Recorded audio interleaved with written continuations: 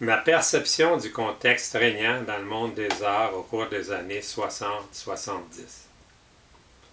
Je tiens à préciser qu'il y aura ici dans mes textes certaines répétitions concernant des éléments de différents thèmes. Ce sera quand même à chaque occasion sous un angle tout à fait nouveau. Climat révolutionnaire à l'échelle du village global. Ère d'effervescence sans précédent. Société où les paradigmes régnants furent la culture et la politique dans un univers social-démocratique.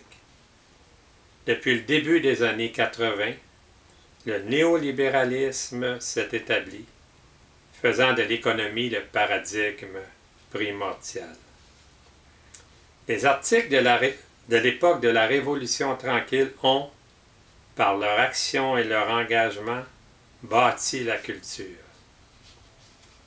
C'est l'heure du deuxième grand envol de la modernité, qu'est la postmodernité. Cette nouvelle étape de l'ère moderne, la première fut celle des automatistes.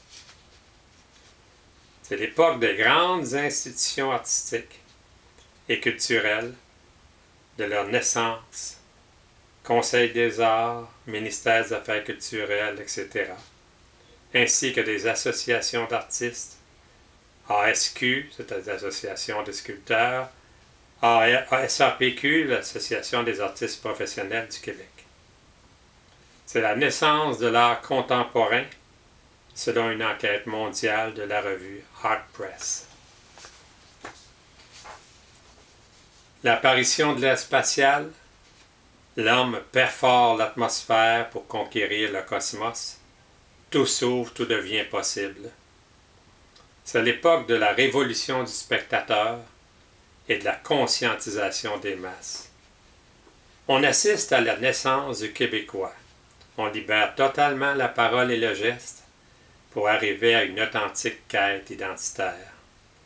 L'établissement de la démocratie participative nous permet d'atteindre la révolution de la quotidienneté. La sculpture cybernétique fait son apparition.